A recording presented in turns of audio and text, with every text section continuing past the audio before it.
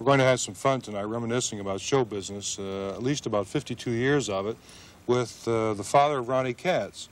Now, if that name doesn't mean anything, how about the father of Joel Gray?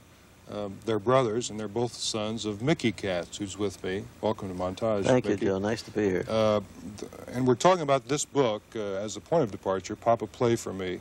And it's the story, a very funny, an entertaining story of Mickey Katz's 52 years in show business.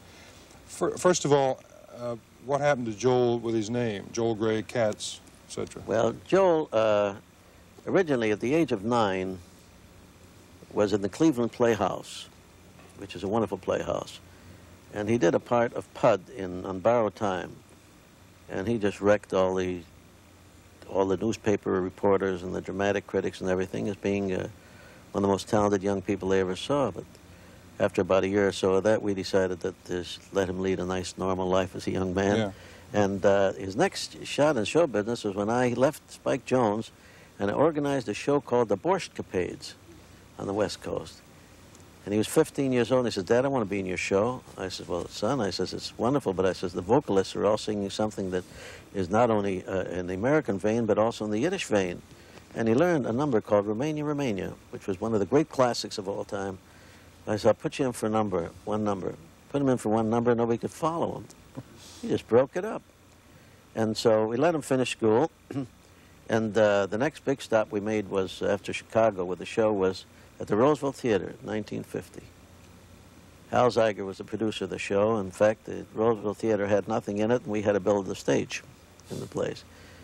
And Joel at that time gave himself a name of Joel K., because naturally, being in the same show, we didn't want to have it identified. It was a big surprise when he was announced. Right. But then later on, when he had an act written for him before he went with Eddie Cantor, someone gave him the name of Joel Gray, and that has stayed for 27 years. One writer in Los Angeles, Bill Kennedy, was talking about Joel and talking about me. He says, "Joel Gray is son of Mickey Katz," but he says, "All cats turn gray at night." Very good. Well, now, you really go back. You played clarinet with Paul Whiteman's orchestra. Yes. You've been with Spike Jones, Yes. just to name two. Yeah. Let's talk about Spike Jones for a minute. I don't know, a lot of people may not even know who that is. Tell them who Spike Jones was. Spike Jones, I had a novelty band of my own, was called Mickey Katz and His Crazy Kittens before that time. We were crazy guys, you know, with all the, Chris with all the cymbals and everything. And we all did well. There was the Corn Cobblers, there was myself, and there was Al Trace. But Who's Your Hot Shots? Who's Your Hot Shots? But the big one was a fellow on the West Coast. I lived in Cleveland at that time, called Spike Jones, who assembled, who was a fine drummer on his own, and played with John Scott Trotter. He was Crosby's. And Crosby's drummer, too. Musician, right. And then he decided to have a hook band, and he had the perfect face for it. And his arrangements were just tremendous. And the way I met him was when he came through Cleveland. I had been to California once and had to go back for the Army. But when he came back to Cleveland, I conducted a show for the phonograph boxes, what they call jukebox association. Yeah. And while I was there, I said, "You know, as I've done many of your sounds before." Well, now, give us some of the sounds. You know. Well, remember Cocktails for Two? That was me. Right. And then there was the Hawaiian war chant. You were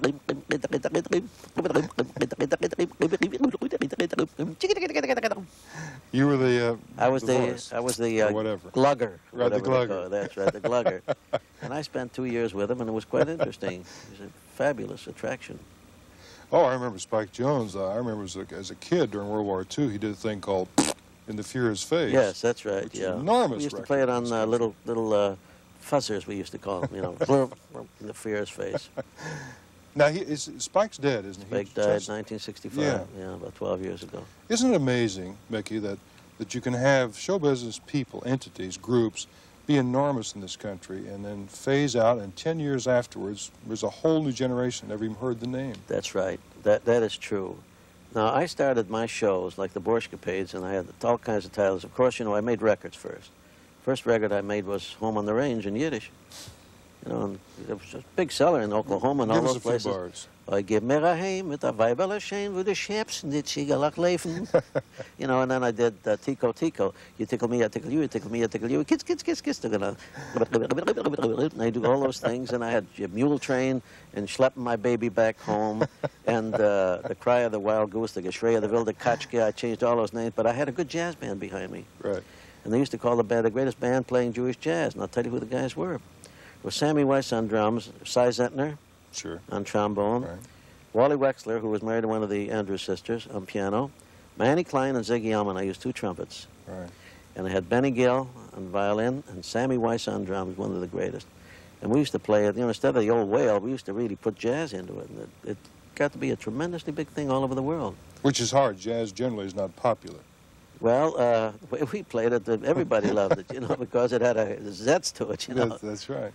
Another name I mentioned, you, Ishka Bibble, used to be with Kay Kaiser. We were very good friends. Yeah. Yeah. I remember Kay worked back in Cleveland when I lived there, and he was the cutest guy in the world. I loved him, and the audience loved him. But now you're still here, though. And we're talking about the past. Here's Mickey Katz with us today. You're performing. You've been in the condos on the beach. I have found a lot of performers have found a new career at the condos. This area happens to be the most fabulous area in the world. I don't care where you live. I live in Los Angeles. I can come out here every year and do 20 club dates, and this year I'm not only doing 20 club dates, but there's a week of vaudeville at the Beach Theater. Now you tell me if there's another vaudeville show in the world. There isn't. And at the place I played last week at the Century Village, Right. there's about 15,000, 18,000 people. I did 3 shows, Saturday, Sunday, and Monday, jammed every show, and they only pay $1. Wow. And what an audience it is. That's almost like the old days of vaudeville. That's right. You say, you know, you get tired of hearing comedians say on talk shows there's no place to try out. Maybe there's a new place to try out. Oh, these people are sensational out here, and all the best acts play here. It's like George Burns, as you see on the book. See, George makes the original. We were very dear friends. And George says, the only trouble, he says, today, he says, with television, another thing, he says, and people, when you're a young act, you have nowhere to be lousy. That's right. You know, you can't go anywhere and find out how bad you are because there aren't any clubs. And so unless you make a hot record or something, or you're one of the older standouts, it's not an easy thing to get started today.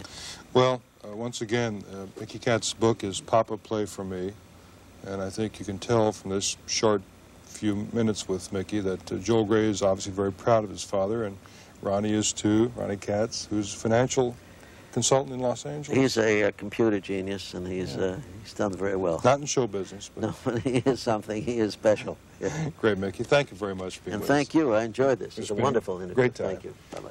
We'll be right back.